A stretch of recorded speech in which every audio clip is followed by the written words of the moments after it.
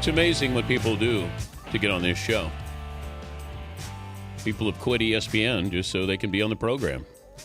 Peter Gammons did it. Scott Van Pelt was trying. My God, he was trying. He wanted to be on the show, and he couldn't do it. Michelle Beadle quit so she could be on the show. Erin Andrews, the latest to quit ESPN so she could be on the program. Erin, congratulations, and welcome to the program. Thank you. You know, I remember just a couple days ago crying on the streets of New York City, calling you, waiting for you to call me back to give me some advice, so I appreciate it. Did you just wake up? No, are you kidding? I've been answering emails and I've been studying for the All-Star game. Oh, I was trying to do my voice like you. It sounded very Delilah-ish. Ooh. Okay, can you go Demi Moore? In what way? I mean, raspy voice? Oh, no, I'm terrible at that. Please, come on. Everyone makes fun of my voice. It's very nasally. Yeah. I realize I have a big nose. It's my grandfather. Come on now, everyone. Be kind. Okay. But First of all, can we get one thing out of the way? Yeah. I was an amazing secretary for you, and that's my boy. Thank you. Forget your hair. How about your secretary? You were great. Thanks. You did a great job. Well, thanks for joining us, Erin. We appreciate it. All right. Well, good luck at Fox. Well, thank you. Okay, how difficult was that? Did you have a scene like I did where you go into management and they say take it or leave it, and you say I'm going to leave it, and then you walk out the door? No, I mean, I barely was in Bristol anyways, like you. No, it wasn't like that. I mean, it was very hard, and you know that. I mean, I've told a lot of people. I called you. I talked to Rich. I talked to a lot of people from both Fox and ESPN. It was very hard, very, very hard. And I'm not going to repeat, the word for word what you told me, but I think it was true. It was time I got a kick in the rear, and I'm a very competitive person. I need to just keep working and get better, and I think that was the biggest thing. But staying there is easy, and I think that's what Scott Van Pelt went through, that he realized it's easier to stay there, but there had to be a moment where you said, I can be comfortable and do this for another 4 years or however long I want to do it, or I can leave. What was the reason why you said, okay, now I'm going to leave ESPN? Well, there wasn't just a moment. There was an entire month that I was sitting there doing the pros and cons list like Ben Stiller and Along Came Polly. It was awful. I think the final straw was just, it's a different mentality a little bit over there, but I think the biggest reason is I have a chance to work in the NFL. I have a chance to work, baseball playoffs. I have a chance to do all these events that I wouldn't be able to do if I stayed at ESPN, and I don't want to look back and think to myself, all right, is this going to be something that I regret down the way? Erin Andrews of Fox joining us, Dan Patrick Show. Let's be honest. Do we really need sideline reporters? Yes, absolutely. And, I don't think we need sideline reporters in terms of the fluffy stories that you can read in the newspaper and that you read on Wednesday and then, it's being reported on Saturday or Sunday. But absolutely, there have been times that, I always bring up Dennis Dixon when he was in the running for the Heisman Trophy with the Oregon Ducks. And we knew very well ahead of time he was still hurt. And they were saying he was fine. Mike Bellotti said he was fine. He was going to play. The kid lost the Heisman Trophy, and Oregon lost a chance to go to the national championship that night. He got hurt. He fell.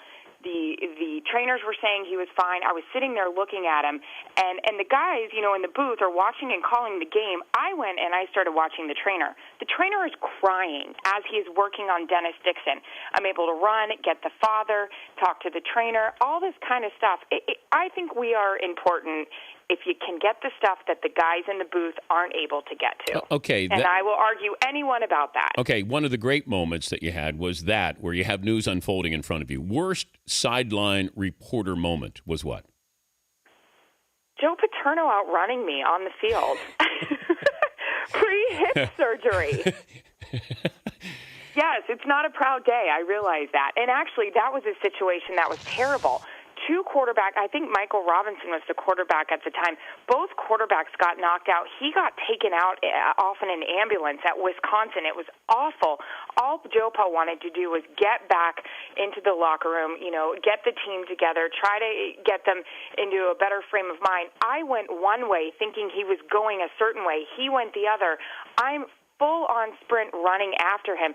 Not only does, he outrun me, but he also gives me a fantastic forearm shiver that when we got into break, I said, "Did you get that on air?" And they said, "We got it." And I was like, "Oh, God." Was there a coach, though? Yeah, that was fun. Was there a coach you just didn't get along with?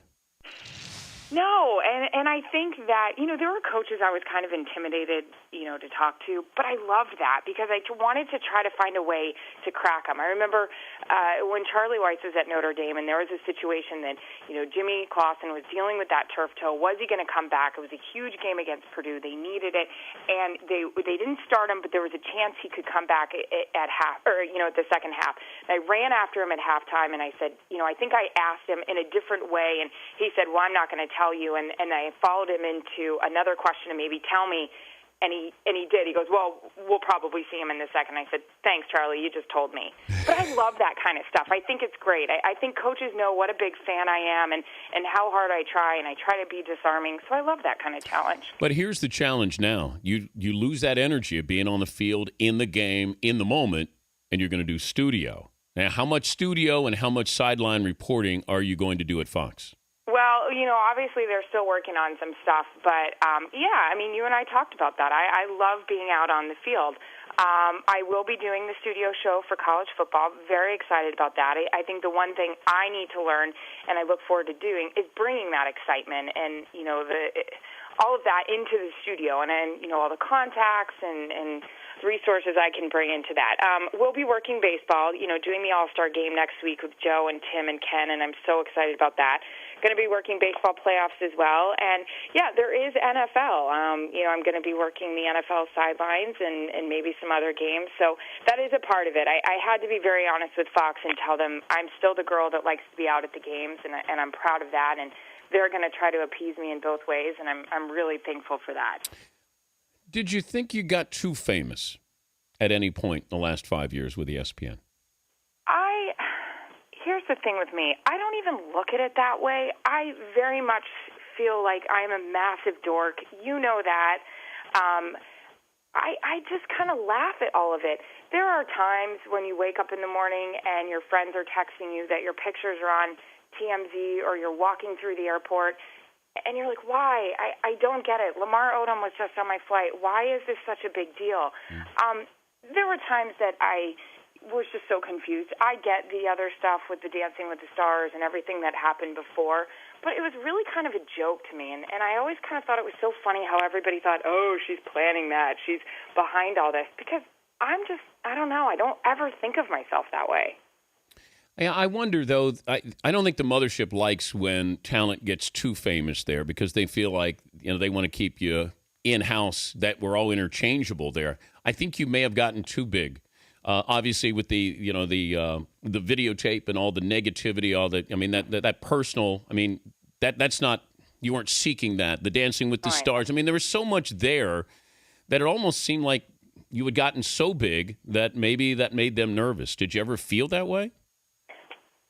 There were rumblings about that, but again, I just don't see myself like that, and. Obviously with game day and the kids all coming out and, the signs and all that kind of stuff, I agree. I think it took a new level when you start going to red carpets events. You're playing Dan Patrick's secretary in a movie.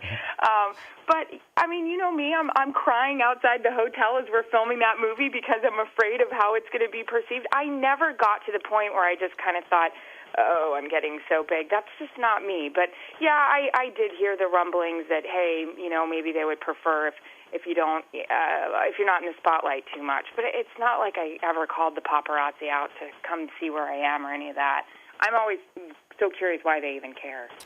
It's not like I'm Elizabeth Banks, your best friend, I did like Elizabeth Banks. I heard and I watched. Yeah. I mean, I was jealous. You heard me. I had to tell her. I had to whisper to her, Elizabeth, I'm married. And she was a little barracuda, is what she was. Well, I'm proud of you. I want to know who was the actress that texted you.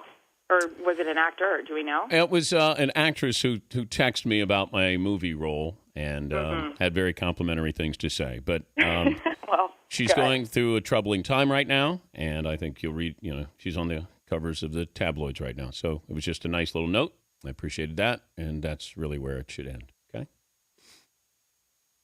Well, I'm excited. I love the role. But that's what ticked me off. I sent the pictures to everyone from the movie set, and your picture was behind everything with those different characters that you asked to be on the show, and everybody's like, "What's Dan doing in the background?" And I would say, "Do you see me on this movie set? This is a picture about me. This isn't about Dan." Okay, I want you to be honest now. Okay. When there was Occupy Game Day, when my name came up, how often did my name come up with Occupy Game Day when I had my audience bring signs to Occupy Game Day? Your name come up with all of us on College Game Day? Yeah, yes.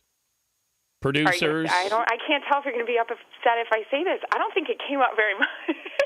So Fowler didn't bring it up. I didn't even understand what it was. I was like, what is this? So producers didn't say... say... not trying to get your signs on air, but I don't think we said Dan. What about Fowler? Who we called out? We called out Fritzy. It was his fault. Yeah. But wait a minute. Fowler didn't take offense to this? To Occupy Game Day? Yes. I don't think so. No. I don't think so. You're a journalist. You got to be honest here now. Come on. You're gone from the mothership. You can tell me. I remember it a few times, but it's not like, it was really the topic of conversation. I got to promise you. I mean, yeah, we did try to avoid putting those signs on air, but it's not something that we really focused on too much. All right. Okay, focus usually was on, does my hair look good, and what do Kirk suits look like? Okay, more makeup, time getting made up. I do. I'm a girl. No, you or Herb Street. I do. Boys are so easy. It's close. It's close. It's close. It is not. Who gives more time and attention to how they look, you or Kirk Herbstreit? I do. That's a lie. That is an absolute lie. Yeah, maybe a little bit, but no. Those guys, but you adjust pretty quick. You know that you have to be out of the makeup chair as soon as they walk in the door, and you respect that. Coach Corso, yes, sir, get in there, please. Yes, don't worry about half my face is done. Absolutely. All right, All-Star Game, you'll be interviewing folks. You don't know what your role is. I'm there. Are you coming? What? Are you coming? No. I just assume you go to all the big events. No, I'm hanging with my kids. No. When do you go to London? The 22nd of July. Oh, that's great. Are you excited? I think so. I think so. It's a big job. It's sort of important. So, a little nervous. You'll be great. All right. As always. Thanks for the advice. I appreciate it. Good to be back on the show, by the way. You're welcome to come in studio. You can be a fifth Danette. You can bring your sister if you want to. We can make it a party if you want to. The family does send their best. We should do a Brooklyn Chrissy Erin show. You guys, you can come in. Well, we'll have to get that done. All right. Good luck at the All-Star Game, and congrats. Hopefully it's what you want. I appreciate all the advice. All right. Thank you, Erin. All right. All right. Okay. It's Erin Andrews. I don't know. I think publicly telling a different story than what she told me privately with Occupy Game Day. She's a journalist. She's supposed to be telling the truth there.